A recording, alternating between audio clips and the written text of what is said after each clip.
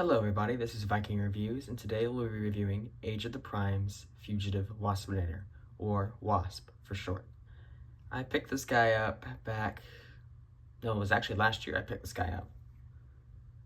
Now, taking a look at the figure, you can tell that this paint is very sparse. It is very well done in the areas that it is in, and there's no hollowness, which is great to help fill out the deluxe price point. A thing you may notice when you get this figure is how short he is. My last review, Legacy Skids, and my channel mascot, Iron Fist.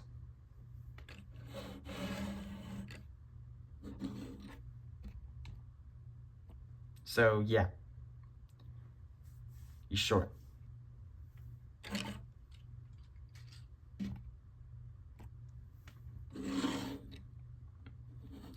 For articulation, he has a ball joint at the head. It can't go all the way around because of his chin, but he can, due to transformation, look up like that. His arms are a little strange. They can go forward just fine, but they can't go all the way up, and they can't go all the way back. This is due to the way his body is molded for transformation, so that sucks. Bicep swivel, elbow, wrist swivel, 360 waist swivel,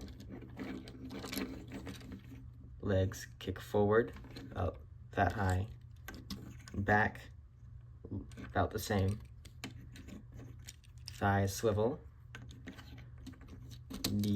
deep knee bend, and a very odd ankle tilt. The way it's molded, you can only engage it if you move the foot forward like this.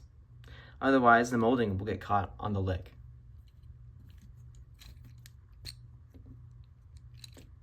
See?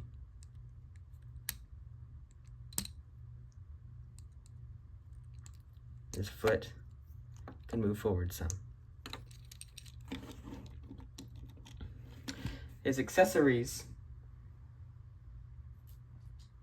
comes with 4 of them.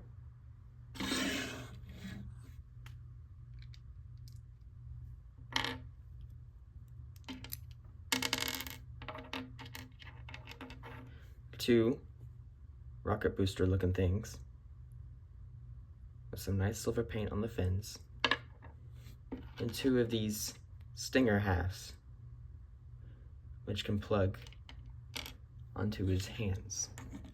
Now, accessory integration, you can plug each of the stinger halves into a thruster and have him hold it.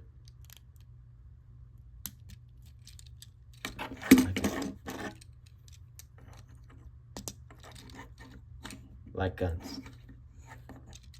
The way it's meant to be stored, however,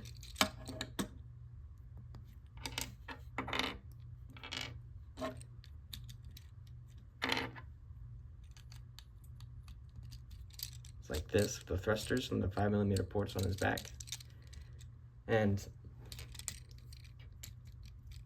you flip out this port assembly.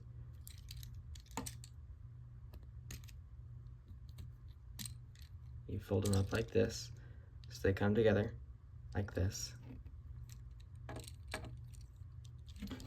Plug one on there, plug another, and tab the 2 sections together. So he's firing like this. Now, if you see the show where he comes from, you know that he is a similar body type to Bumblebee and has the same weaponry. And Bumblebee, most of the time, keeps his stingers on separate hands. I do not know why Hasbro didn't prioritize this. I would have preferred that instead of being able to tab together. It looked great on their own, because right now they just look awkward.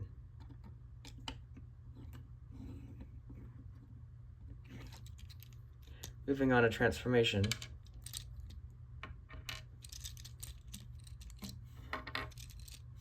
You will need to leave the hands like this. But right now, starting the legs, you open these, and you flip down these knee pads. Then you turn this assembly around with a very specific order of operations, or you'll knock things off. Come on.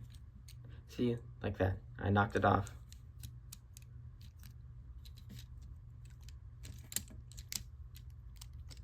Yep, I accidentally activated his ankles tilt. There we go. And then you fold his heels up.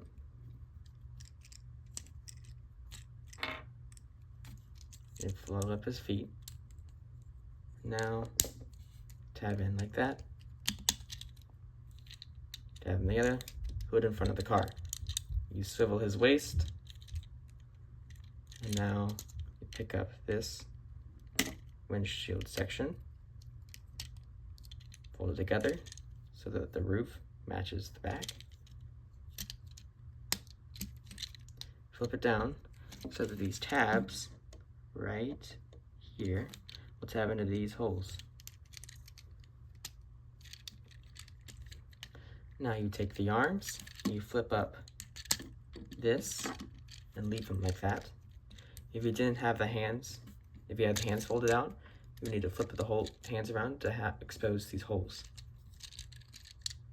And now you make sure that all lines up there.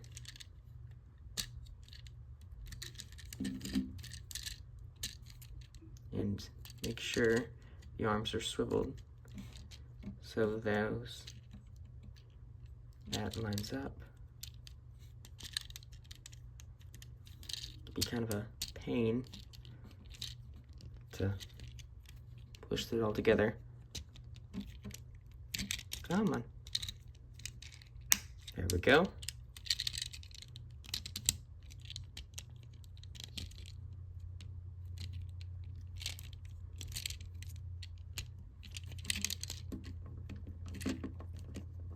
There we go. Now for the final step, you need to push out the arms a little bit so you can plug this back piece in.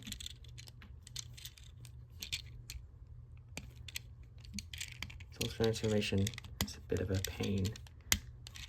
Once you get it all together, make sure everything's lined up as best you can, and boom. Small car. Let's take a look at it.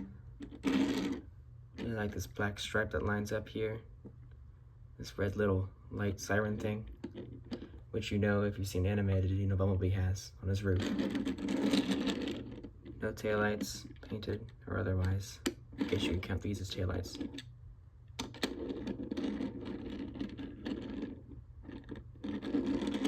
For accessory integration,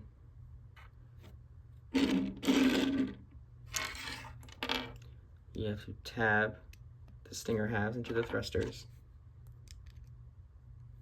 and then tab the thruster on each side of these 5mm holes.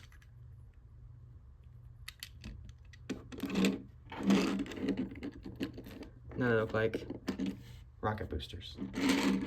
It rolls great because all four of his pinned-in wheels.